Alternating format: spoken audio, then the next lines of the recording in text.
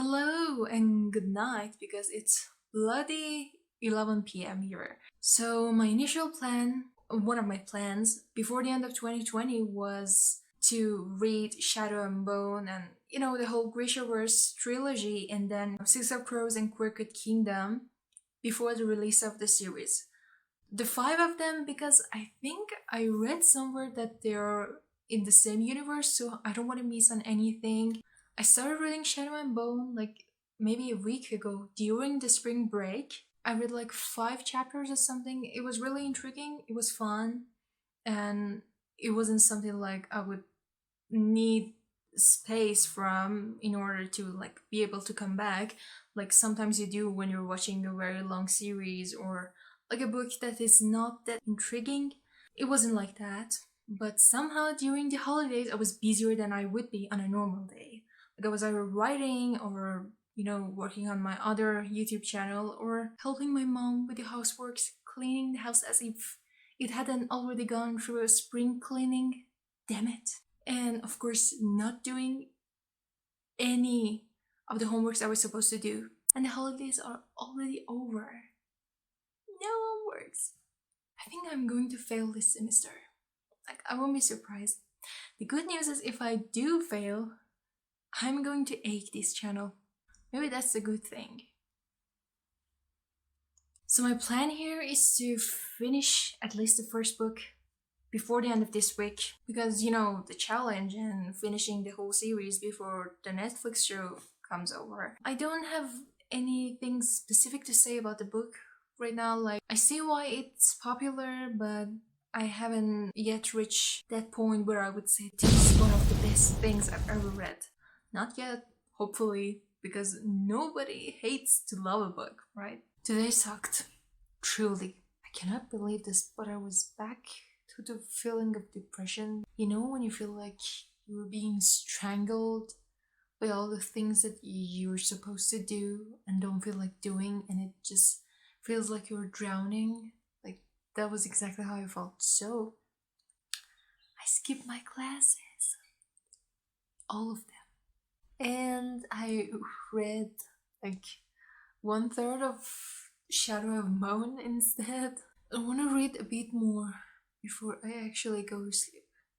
Like, I'm trying to fix my sleeping hours because during the spring break holidays it just became messed up again. The new wave of depression is a result of that as well as the fact that I no longer feel like attending these uni classes anymore. I don't want to study anymore. I really don't. I want to read and blog and write. I want to freaking write. This was also something that sucked because I had been away from my story for only 2 days and I already felt disconnected. Like, instead of writing that scene that I had been writing up to that, I just couldn't think of anything. I probably would have had to read like maybe 30 pages prior to that scene. So instead of writing it, I just skipped that and so many stuff that came after that and jumped to the first thing that I knew exactly how it was going to turn out.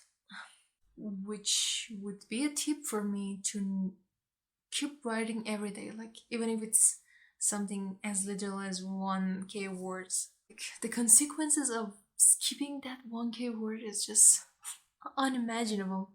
For me, of course. Like, there are some people out there who just fast write a book in a week and then spend the rest of a month or maybe another week editing it. But of course, those books are mostly very short, like 50K. This one, up until now, is 117K. And I've been writing it about like maybe less than 6 months. So forget about that. Let's talk about Shadow and Bone until now. The last part I had read before today was when Elena's power was discovered and suddenly everybody was in such a hurry to take her to the safety of the palace. During the trip, like the time she was spending with the Darkling, I just love him. Yeah, it's kind of clear that there is a chemistry going on between them, and I like him. I like his character. I like that he's not like one of those cliche cool people. then Elena reached the school. most of the time when I reach the part that is mostly world building and stuff, I just get bored very easily and I put down the book for a little while. And when that part, the description and the kind of introduction was over, it became very interesting again. Like, I loved her journey during the school, and I loved the way it turned out, like the relationship between the two of them, the chemistry grew. I just really liked them together. You know, it's the same story of the girl falling for the Dark Prince, and I really, really like the Darkling.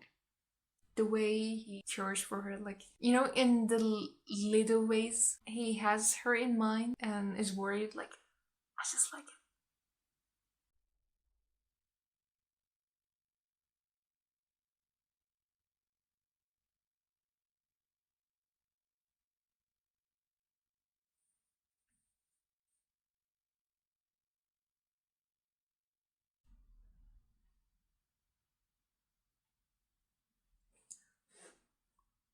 That was a plot twist. Yeah. The hot, mysterious guy couldn't remain a good guy, or maybe a grey kind of character. Like, he had to be the villain. And I just. Like, couldn't they sleep together before she found out about all that he had been hiding from her? It has nothing to do with the fact that I do not care about the main character, but with the fact that it would have been more complicated. Yeah, that's the only thing I care about. Yeah, it seriously took me 2 days to decide that I would want to be back to the story that had just betrayed my favorite character by making him the villain.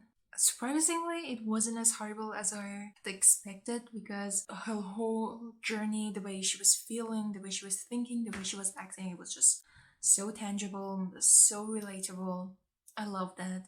And then she met her childhood friend. Could it have been the other way? Like, she not finally getting to her childhood friend. Then that chat happened near the end where he said that he had changed, and she realized that both of them had changed and they were more mature. Like, that moment for me was the moment of acceptance. I was like, okay, I might forgive you.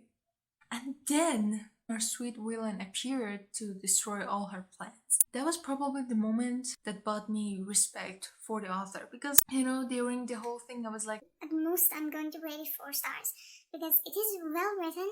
It's very related to characters. Everything is it's all very relatable and tangible, but it's not special. Like, I wouldn't rate it 5 stars. But then, you know, when we saw the villain as the villain and he wasn't laughing like a madman, the way you can't believe it but happens in novels, that was a moment that brought me respect for the author. Like, she respects the villain.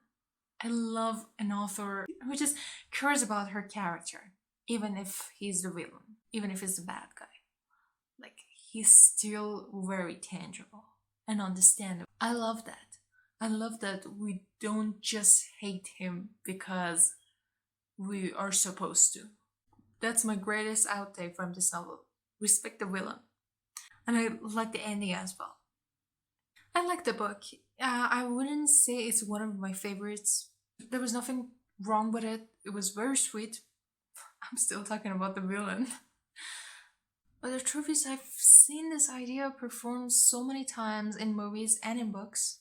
So it wasn't very new. Like, it was just one element that you see a lot, and it's absolutely fine. Maybe that's the reason it's not as special to me as it is to so many other people. Maybe because most of these fans read it the year it was published. Like, but for me, like, after 5 years, a decade, it's a well-written story, but rather normal. But I liked it. I love the Darkling. And I finally dared to watch the trailer. I watched the trailer and was like, oh my god. Like, I love the casting of the villain. This is probably where I should end this video before I lose my mind. But thank you so much for watching, and tell me how I'm messing this up. I mean, you surely cannot blame me for loving the villain, can you? But tell me where I'm messing this up, because this was the first video I recorded as my thoughts while reading blah blah blah. I'm Shahrzad, and you were so kind to watch this episode on Shahrzad Stories channel. See ya!